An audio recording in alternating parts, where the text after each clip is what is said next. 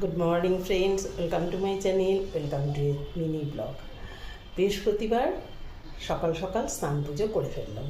পুজো হয়ে গেছে, গোপালজিকে স্নান করিয়ে সুন্দর ড্রেস পরিয়ে বসিয়ে দিয়েছি। এই দিকেও আমার পুজো পুরো সমস্ত কমপ্লিট। তো তারপর চলো কন্টিনিউ থাকো আর সবার দিনটা খুব ভালো কাটুক। দেখো কি সুন্দর লকলকে নোটে শাক নিয়ে এসছে আজ আমাদের জন্যেও। আমি শাকগুলোকে 4-5 বার ধুয়ে জল ঝরতে দিয়ে দিয়েছি এদিকে। আর এদিকে কড়াতে শুকনো লঙ্কা দিয়ে দিলাম সর্ষে আর টমেটো। ডাল সেদ্ধ করে রেডি করে রেখেছি। আজ বানাবো টমেটোর ডাল। কালও টমেটোর ডাল বানিয়েছিলাম, কিন্তু মুগ ডাল দিয়ে, আর আজ হচ্ছে মুগ মুসুর মিশিয়ে। এইভাবে তেলে যখন টমেটোটা একটু নরম হয়ে যাবে তখন ডাল সেদ্ধটা ঢেলে দিতে হবে। ডাল সেদ্ধটা ঢেলে দিয়ে তারপরে আমি বাটিতে একটু হলুদ গুঁড়ো দিয়ে গুলে জলটা দিয়ে দিলাম, কারণ ডাইরেক্ট হলুদ দিলে না দেখেছি ডেলা ডেলা হয়ে থাকে, তার জন্য। আর আজকে হবে আরও আলু পটলের তরকারি।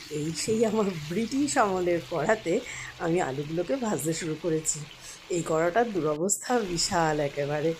আমি আলুগুলোকে নরম করে ভেজে নিয়ে এই দেখো সুন্দর করে আদা জিরে বাটা দিয়ে আলু পটলের তরকারি বানিয়ে দিয়েছে লক্ষ্মী। আমি শুধু ভেজে রেখেছিলাম।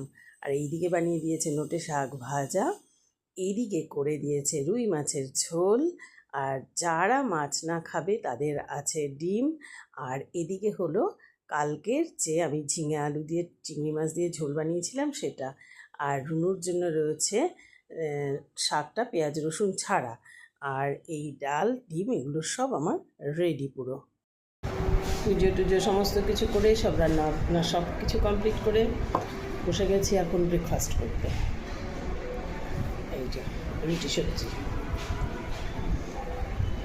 10:30 বেজে গেছে।